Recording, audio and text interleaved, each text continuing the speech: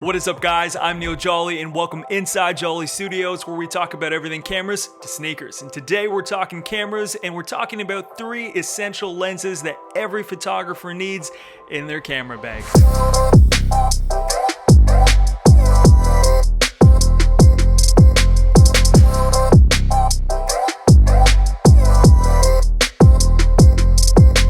Thank you guys so much for stopping by the channel and checking out today's video. If you are new around here, so am I. I actually just launched this YouTube channel 1 month ago today, and we're taking a quick pause to point out the 2 pieces of fluff on my shirt, and note to self not to roll around with your dog on a fuzzy carpet while wearing a black shirt before you record a video. But anyways, let's continue the video. And so I do want to start this video off by thanking all of you that have joined the community here on this channel. And I'm just so grateful for all of your support. It truly means the world to me. But if you caught my last camera video where we talked about the essential camera for content creators, and I will link that video at the end of this video on screen, we did talk about the Canon 1DX Mark II and some of my current go-to camera gear. And so today I thought we'd take some time to address another question I do get often, which is, what lenses should I buy? And while there isn't a one-size-fit-all in terms of a lens that does it all, unfortunately, there are a ton of lenses out there on the market that may suit your needs for whatever type of content or subject that you are shooting that given day. However, if you are like me, and I mean covering all of your bases and being ready for shooting just about anything on any given day, whether you are on set, in studio with a client, or when you're traveling or vlogging, believe me when I say that these 3 essential lenses that we will be talking about today cover all of your bases as it pertains to focal range. That's right, I put together 3 lenses that I personally have experience with, traveled with, and have used for a number of years when shooting both photo and video. We're talking about portraits, landscape, wildlife, sporting events, you name it. And for some of you, you may already know this grouping of 3 lenses, also referred to as the quote-unquote holy trinity of lenses. And yes, that is a biblical reference, but yes, we are talking about the Canon 16-35 f2.8, the Canon 24-70 f2.8, and lastly, the Canon 70-200 f4.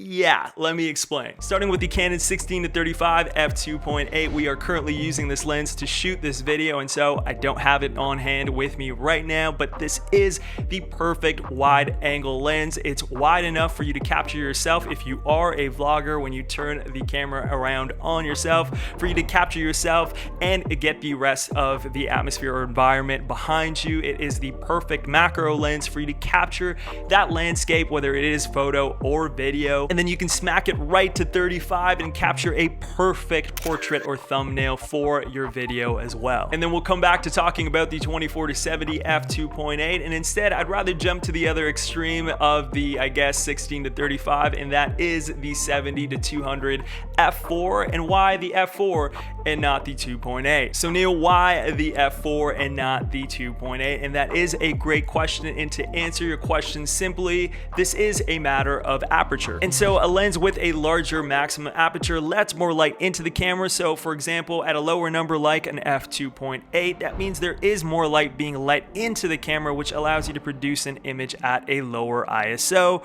or at a lower shutter speed. And so if you do have less light going into your camera at a higher number like f4, you just might have to bump your ISO up on your camera to brighten up the image of the subject that you are shooting. Additionally, when comparing the f2.8 to the f4, the f2.8 does provide you with an additional shallow depth of field than you will get with the f4, and so you'll get that blurry image behind the subject or even some of that bokeh. And so the 70-200 does come in both the f2.8 and the f4, and I'm just going to give you guys my reasons why I decided to go with the f4, and that is simply because, one, this is a much lighter lens.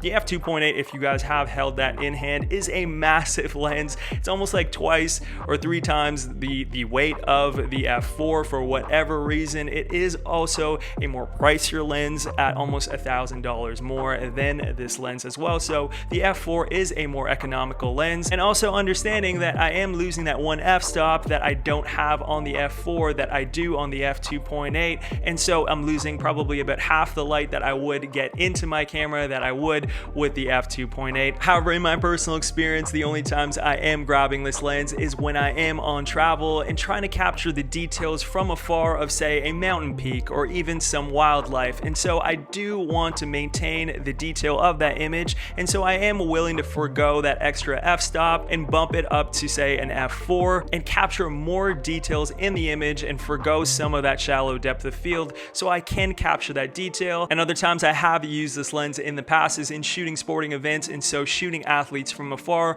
where there is rapid movement, and with the image stabilization, the ISB, that is a button that you can hit on this lens, it really does help you out. And so when it comes to aperture and letting light into the camera, and obviously more light being let in with the f2.8 versus the f4, I personally do use this lens when there is more light and natural light in the environment I am shooting in, because ain't nobody want to shoot wildlife when it's dark outside. I do want to live. And so good lighting conditions, or even in a stadium when shooting athletes. So the f4 is still a very good lens. As I said, for travel, a very lightweight lens, which does make such a difference when you are traveling with lenses and camera gear in your backpack. And like I said, a more affordable option. And so now we've got the 24-70 f2.8, and you might be wondering, well, where does this lens fit into the mix of the other two lenses? And really, this fits right smack in the middle between both. This is the perfect all-around lens.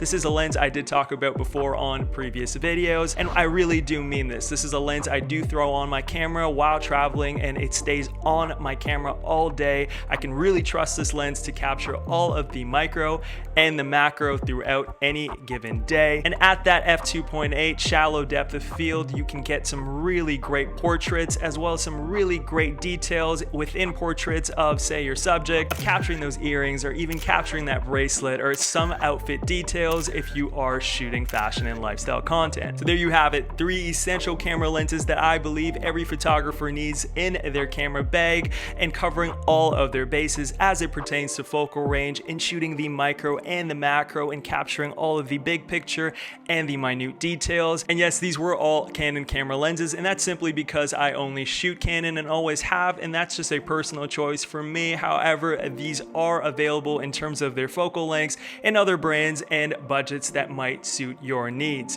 So I've left a direct link in the description box below for you guys to check out these 3 particular Canon lenses and a few different alternatives in some other brands for you to check out as well and potentially pick up for yourself. But now I'd love to hear from you guys. Are these 3 lenses in your camera bag, or are there other lenses that you deem more essential? Let me know in the comment section below, and I'd love to connect with you guys there. Give us a like if you enjoyed today's video, and if you really liked it, I hope that you will subscribe and join the community here on this channel, because we've got a lot more camera videos, including editing videos and tutorials that are on the way. That's all for me today, guys. Thank you so much for watching, for your time and support of this channel, and I'll catch you guys in the next video.